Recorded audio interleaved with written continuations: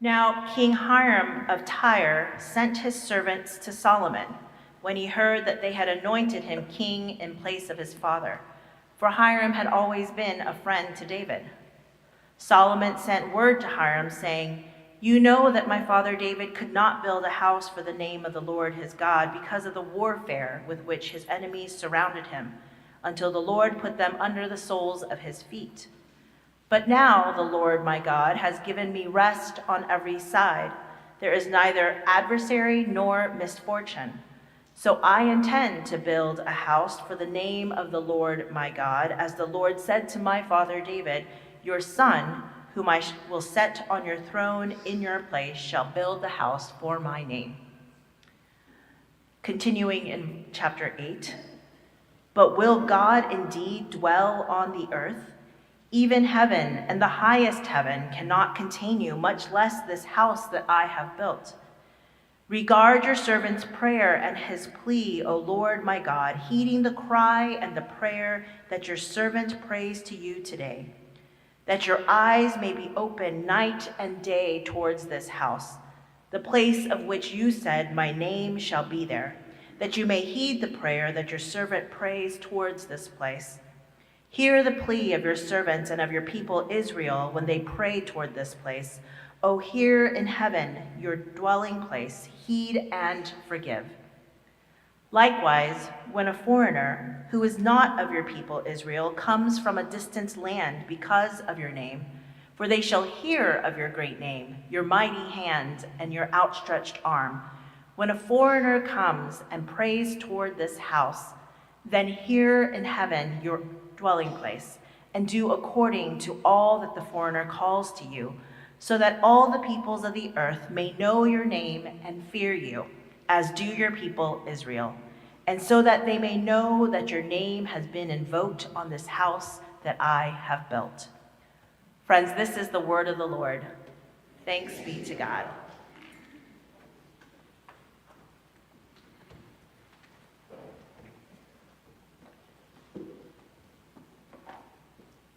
Sorry to disappoint you if you wanted me to preach in that Darth Vader mask, but I can't read the sermon, so. So when I moved to San Francisco, I worried that I might possibly miss winter. Turns out, nope, not even a little bit. I quickly saw the benefits of living in perpetual springtime. But last week I traveled to Minneapolis for a conference, and I stayed with my best friend from college on her beautiful home on Lake Minnetonka, and the trees were in glorious color, their participation in the sacrament of letting go as they get ready for winter. So I don't miss winter, but I do miss autumn a little bit. And I was thankful for a chance to enjoy autumn leaves last week. But leaves get me thinking about permanence and the lengths to which humans will go to pretend that we can keep things from changing. No matter how beautiful leaves are when they change their colors, there is nothing we can do to keep them from falling off the trees. And if we did somehow manage to keep them on their branches by stapling them or something, it would kill the tree to not live through its cycle of bud and leaf growth and life and death and hibernation. Mary Oliver writes about this in her poem In Blackwater Woods, where she says, "To live in this world, you must be able to do three things: to love what is mortal, to hold it against your bones, knowing your own life depends upon it, and when the time comes to let it go, to let it go." Our lives, our civilization, our everything is like that. The permanent part of our life is change. So should we work to make that change beneficial for the world? Absolutely. Should we have good hope that God is seeking beauty in our world and in our lives? You bet it. Should we pretend we can avoid change? No, we cannot. Solomon had inherited the throne from his father, King David, who was God's golden boy, the favorite one. David, the guy who had Uriah the Hittite killed so he could marry his wife Bathsheba, the woman who would go on to become Solomon's mom. David may have had all the steadfast love of the Lord, but it did not mean his life was simple or that he made good decisions. I think about the stories from David's palace, and I wonder what it was like to be Solomon, David's youngest son, his surviving son. Succession had nothing on this family. What must it have been like for Solomon to survive a childhood as the child of the other woman, with an erratic father, 1 minute on top of the world and the next minute a disaster? In this passage, it is reported that David didn't build the temple because he was too busy fighting wars and did not have time to meet with the architects. But David offers a different reason in 1 Chronicles chapter 22, which says, David said to Solomon, "My son, I had planned to build a house in the name of the Lord my God, but the word of the Lord came to me saying, you have shed much blood and have waged great wars.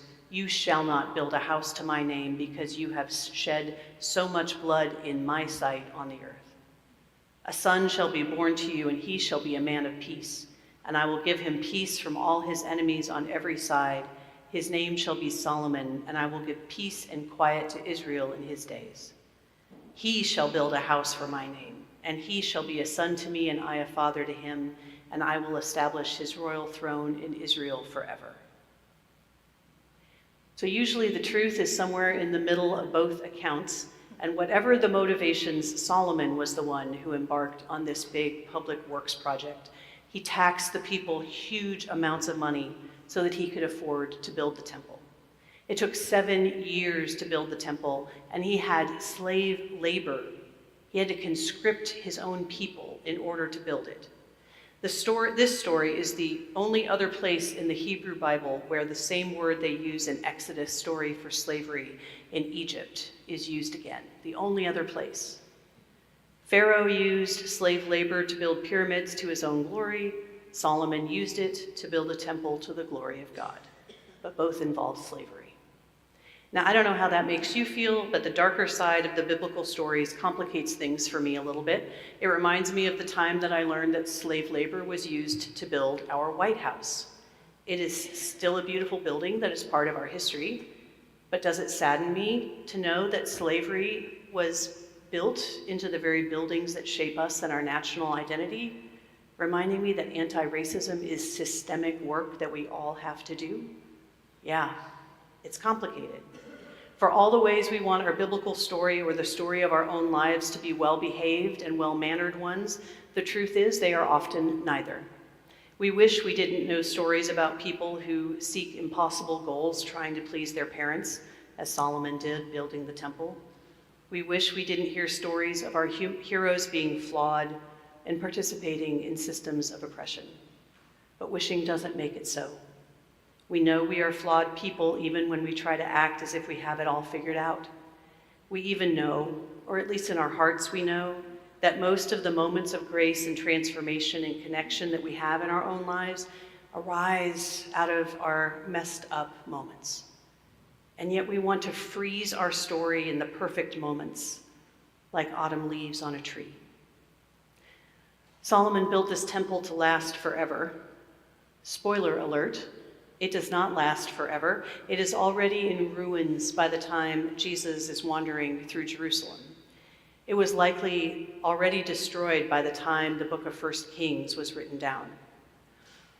We know that human building projects will not last forever, no matter how much we wish they could. I had a sabbatical in 2017, and I toured a lot of places that were connected to my birth family. I visited a graveyard in New Jersey where some of my colonial-era ancestors are buried. All those names that were so carefully etched in stone have already faded away, lost to time, just a few hundred years later. The church that's next to the graveyard, one of my ancestors helped build the original one in the 1600s, and that church has closed its doors because the neighborhood changed around it, and the church never responded to the people who were new and living in the neighborhood. I don't know what the future looks like for that church building, but I'm confident there will be life in that place, even if it is not the forever that my ancestors imagined when they built the first building in the late 1600s. In the UK, I visited Lindisfarne, an early monastic community off the coast of Northumbria in England. It hasn't been an active site of worship since King Henry VIII dissolved the monasteries in the mid-16th century, Many of its walls have tumbled down, and yet there is beauty in the ruins there, and it felt sacred, even if the walls that had been built to hold God are no longer standing. God was still there. We hear stories of churches closing and things ending, and we feel sadness, and we see destruction in the ruins, but do we also see the beauty? Do we see the way God is not confined to our human building projects with the same emotions that we are? Solomon built the temple as a place for God to dwell forever. In the same sentence, he acknowledges that God has stated a divine intention to dwell in thick darkness, presumably not requiring 4 walls and a gold roof. But Solomon builds the temple anyway and puts on an extravagant celebration, the biggest temple dedication ever, with an elaborate choreography of processions and priests and pomps, and God interrupts Solomon's plan. Before the section Joanne read today, we're told, when the priests came out of the holy place, a cloud filled the house of the Lord, so that the priests could not stand to minister because of the cloud, for the glory of the Lord had filled the house of the Lord. I love this image of God being poorly behaved and refusing to enter the drama on cue. I'm also terrified by the reminder that God has a different script than the one I'm so carefully trying to write and control. As I mentioned at the start of worship, October 31st, 1517 is when Martin Luther nailed his 95 complaints to the door of the Wittenberg Cathedral, as so today we mark Reformation Day. There were many other things happening in the world at the same time leading to change in the church, such as the invention of the printing press and the introduction of coffee to Europe. I think that is actually connected. But it is Luther's action from which we mark the beginning of the Reformation. The medieval Roman Church thought its foundation was solid, but Luther and Zwingli and Calvin and Knox, they surveyed the walls and said, we got to fix some of this before it collapses. At first, for Luther, it wasn't about starting a new church, it was about course-correcting the church he loved. Luther and some of the other reformers' stories and lives are as complicated as David and Solomon's, and it's hard to celebrate any schism in the church, even as I recognize that I get to be your pastor because women's ordination is a byproduct of the Reformation. While not all change is good, some of it I'm really grateful for, and some of it is well beyond our imagination. It would be shocking for any of the 16th century reformers to realize that what they said then led to women's ordination or to inclusion of people in the church who are gay, lesbian, or trans. They would be shocked because God's presence will not be confined to our buildings or stick to our script. Ecclesia reformata semper reformanda secundum verbum Dei. That is all the Latin that I know, and it is the way that we say as Presbyterian-flavored Protestants, we are a church reformed, ever being reformed, following the word of God. What should be clear to us 500 years after the Reformation began and a few thousand years after Solomon built the temple to last forever is that God does work through organizational structures and the buildings we build, but God is not contained or limited by them. The Spirit of God moves in and through our attempts at permanence and disrupts us, calling us to be ever reforming, ever following the Word of God. We cannot keep change from coming, whether it's the leaves abandoning their posts on the trees or mighty temples of stone turning to dust in the sand. But my prayer is when the glory of the Lord shows up and messes with our plans, we will have hearts open to trust that God is calling us to something ever new and ever reformed, even if the architecture and the structure will look different. The Reformation is not just a history lesson. As inheritors of the teaching of Luther and Calvin and Knox and others, we are people who believe deeply that God is ever reforming us and reforming the church. So what are we building? How are we being reformed? In all the changes we're seeing in church and culture, what is being built right now is very much up for debate and vote. And I pray our actions and our witness and our compassion in the world will build temples to God's love and mercy and peace, and not to our own egos and greatness. We're 10 days out from the election, And we'll have the chapel open that day as a space for prayer and meditation from 8 a.m. to 6 p.m. if you'd like to stop by. I know many people are feeling anxious, both about the outcome and maybe the aftermath, and I understand our anxiety. But maybe the story of temples in ruins that were built to stand forever may not seem initially like a good story to give you this close to this particular election, but stay with me, here's what I know. One of the permanent parts of our life is change, and so our participation in that change is what we can control. We can focus on our fears or we can work for our hopes, but we cannot do both at the same time. We don't need to pretend there aren't things to be worried about, but we can choose how we're going to respond. And if you need permission to turn off the news for a bit, this is your permission to turn off the news and stop looking at the polls. Maybe use that non-news time for meditation or service to others, for time spent with loved ones, for a pedicure, whatever you need. Another thing I know, God is at work inside and outside these walls, inside and outside our governmental structures. God is neither contained nor limited by human agendas. So we look at what we are building. As we look at what we are building, we can look for where the divine is present and active and work toward those things. The comfort I take as I survey this strange moment of history that we are living through is that I get to be here serving with you in the middle of it. I find great comfort in this community, in the care that you provide each other and the broader community, in your capacity to do hard work for good things.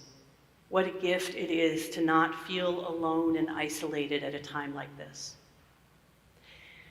At the end of the reading today, did you notice Solomon said that the way foreigners are welcomed in the house of God, the way that they will know that God is there is how foreigners are welcomed in the house of God. Listen to what he said. Will God indeed dwell on the earth? Even heaven and the highest heaven cannot contain you, much less the house that I have built. Likewise, when a foreigner who is not of your people comes from a distant land because of your name, when a foreigner comes and prays toward this house, then hear in heaven your dwelling place, and do according all that the foreigner calls to you, so that all peoples of the earth may know your name and fear you. What will people see when they look back 500 years from now and survey the ruins of 21st century San Francisco, the way we're looking back at the Reformation's beginnings or at Solomon's temple? Will they see God's work in how we welcomed foreigners, as Solomon said? The work you do in this community to share kindness, mercy, hope, and inclusion, I trust and pray God will continue to build something out of that witness of love. And it may or may not be a physical building. God may be constructing scaffolding in people's hearts that keeps their hearts open and expanding, ready to welcome more and more people into their circle of care. Just think of what we might build. So put on your hard hats, because we've got some work to do. Amen.